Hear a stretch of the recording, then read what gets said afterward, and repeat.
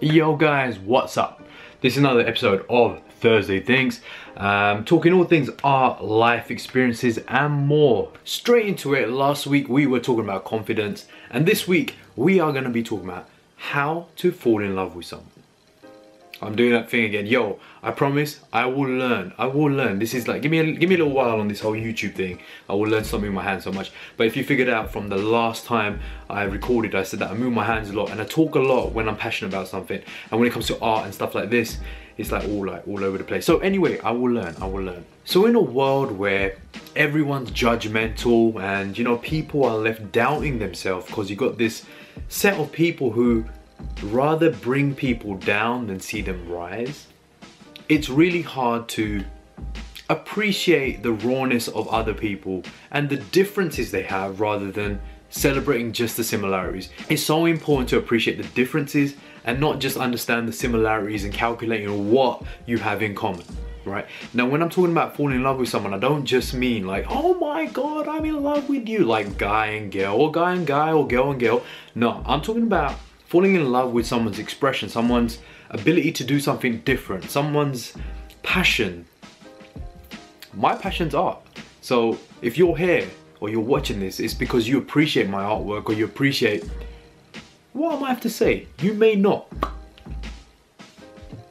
But what I do mean is appreciating and loving what someone has to offer, be it different from what you do, or be it an uncommon ground, or being an unknown. I think that's what I learned last week, trying to figure out why I wanted to talk about this, because it's really important. Often I find myself looking at my favorite artists or musicians and I'm like figuring out what is it about them that I like why do I listen to the music I do, and why do I appreciate the artwork that I appreciate.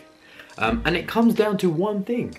It's the fact that whatever they do and how they do it, it's always different from what someone else is doing. It's really raw. It has its own style, its own personality, and I think that's what I appreciate. I appreciate that the people that I really enjoy listening to or viewing are the people that aren't afraid to show their real self, and I think that is really important. As an artist, it's important to adopt your own style. I've been doing Inkquisitive for 8 years, I say it often and it's true. And I figured this whole style, this signature look, this orange burnt paper style with colour splashing, and you've understood that that's me, that's my style. You probably see it everywhere now because everyone's doing it, but I didn't say anything. But it's so important to appreciate those who do bring something different to the table and are not mimicking someone else, and I think that's exactly why I appreciate what I do. I also love people that don't pretend to be something they're not. Like, if you're not good at something, it's okay. No one has to paint like someone else. No one has to sing like this person. You just have to sing like yourself. And I'll be honest, when I go on tours and when I do lectures at schools, right, a lot of students come to show me their work and like, yo, Ink, check this out, I did this for you. And I see it and I'm like, yo, that's amazing. And then they hit the comment which is, but it's not as good as yours, or it doesn't look like yours. My response is always one thing. Why does it have to look like mine? It wasn't needed that time. But no, honestly, why does it have to compare to what I've done? Why can't it just be what it is? It's so important to have your own flavor, your own style, your own flair to what you do, because that's a part of your character going into your work or your passion or whatever it is. Don't worry about comparisons and figuring out why it doesn't look like that. Maybe I like what you've done because it's a part of you. But I truly believe this is what we're missing in the world. I feel like everyone's trying to be everyone and no one wants to be someone. That's gonna have to go in the quotes, man. What am I trying to say? Don't be so quick to judge. Fall in love with someone. Art, people, conversations, fashion, speech, scenery, whatever it is, fall in love with it. Because it's different doesn't mean you've gotta hate on it. Gotta. Got a Canadian accent going on, gotta. Give everything a chance, because I see people disregarding so many things just because they don't understand it or it's unknown to them. And I think it's so important to actually take the time out to question it. One of the reasons I have the name Inkquisitive is because I've always questioned what I see, what I hear, why it is what it is, how it is what it is. and I kind of somewhat dissect everything. And it's a bit annoying sometimes, because when I'm having conversations with my family or friends, they're like, and I'm like, sorry.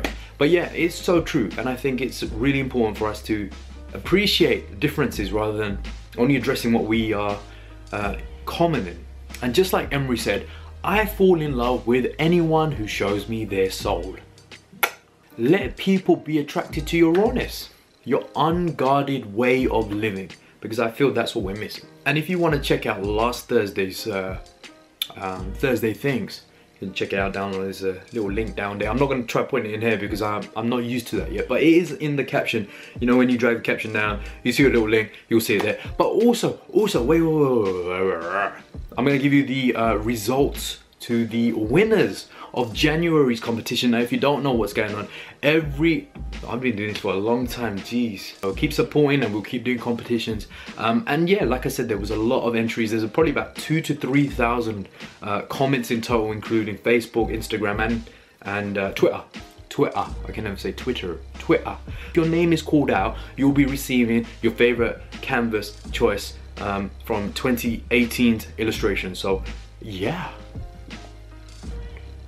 In no particular order: Gurjeet Bao, Hanika Hassan, Dev Prital, Jeff Darby, Sonia Bansal, Sue Solanki, Reshma Rakijani, sorry if I said that wrong, Inderjeet Singh, Abdul Pervez, and Lucy Carr. Right. If your name has been read out, then you have already received an email from my team saying, congratulations, you have won a canvas. Something like this. It's just a bit big actually. It's actually really big, but it'll be something of this size. Really big actually. But yeah, you've received a canvas which will be this big.